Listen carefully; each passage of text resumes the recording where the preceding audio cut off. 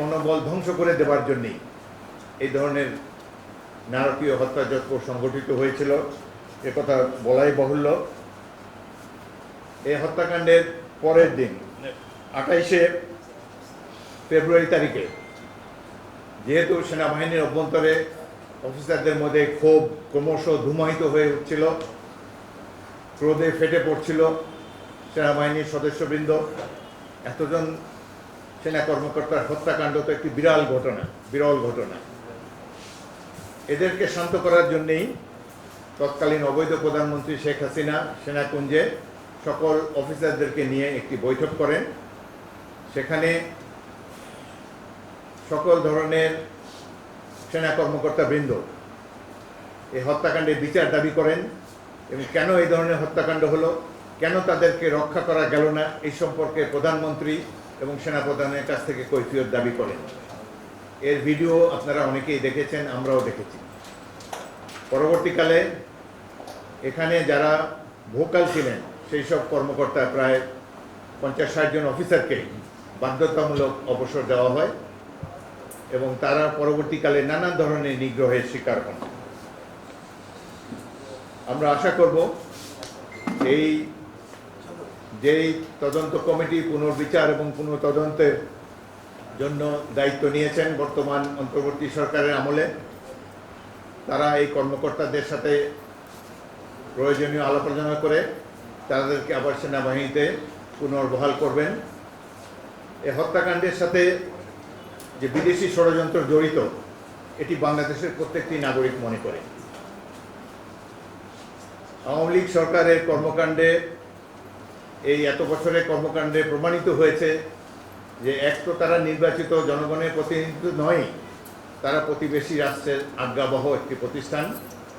তাদের একমাত্র কাজ হলো প্রতিবেশীকে সার্ভিস দেওয়া, বাংলাদেশের ভূখণ্ড ও বাংলাদেশের সকল রাষ্ট্রীয় সম্পদ প্রতিবেশী রাষ্ট্রকে সহায়তা করার জন্যই।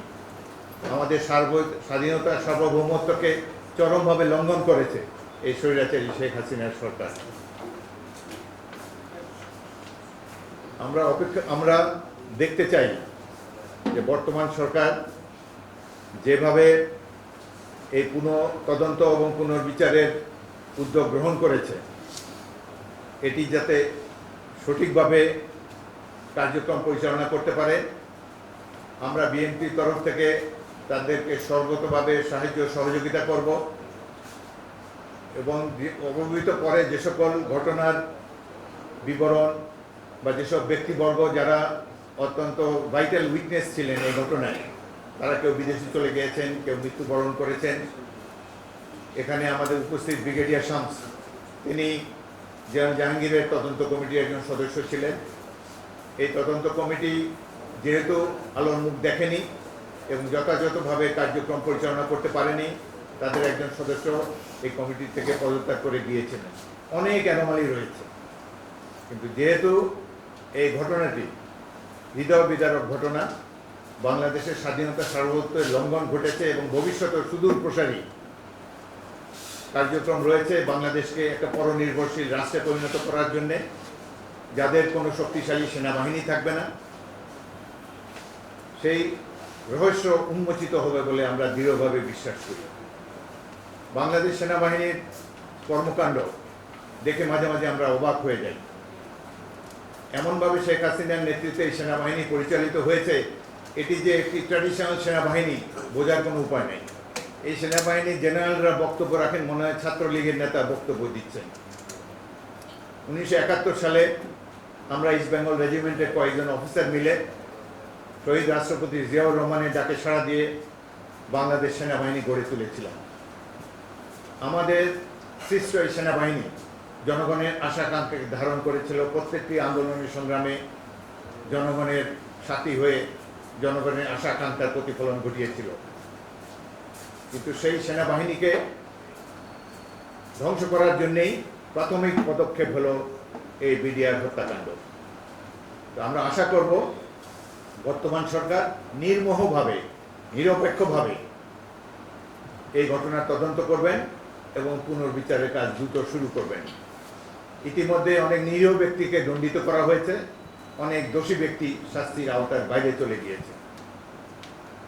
যাই হোক, তবু আমরা সর্বশেষে ধন্যবাদ জানাচ্ছি বর্তমান সরকারকে যে তারা বিএনপির অনুরোধে এই ধরনের একটি গুরুত্বপূর্ণ ঘটনার রহস্য উন্মোচনের জন্য উদ্যোগ গ্রহণ করেছেন এবং এটি বাংলাদেশের ভবিষ্যৎ পথ পরিক্রমার জন্য অত্যন্ত জরুরি।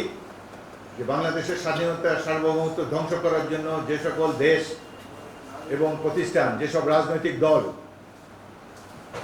প্রতিবেশী রাষ্ট্রের দালাল হিসাবে অপকর্মে লিপ্ত ছিল, তাদের সকলের চেহারা উন্মোচিত হোক জনগণের স্বার্থে। আমরা একটা নতুন যাত্রা শুরু করতে চাই। আমরা ইতিমধ্যেই আমাদের দল থেকে বলা হয়েছে আমরা বর্তমান প্রফেসর ইউনূসের নেতৃত্বাধীন অন্তর্বর্তীকালীন সরকারকে সর্বত ধরনের সাহায্য সহযোগিতা করব। আমরা এটিও আশা করেছি যে যৌক্তিক সময়ের মধ্যে তিনি একটি নির্বাচন দিয়ে জনপ্রতিনিধিদের কাছে রাষ্ট্রীয় দায়িত্ব হস্তান্তর করবেন। তার আগে অতি অল্প সময়ের মধ্যে এই নারকীয় বিডিআর হত্যাকাণ্ডের আমরা একটা সুষ্ঠু পরিণতি দেখতে চাই, বিচার চাই, যাতে করে আমাদের যে ক্ষতিগ্রস্ত পরিবারসমূহ তারা যেন এ ব্যাপারে তাদের যাতে অন্তর শান্ত হয়।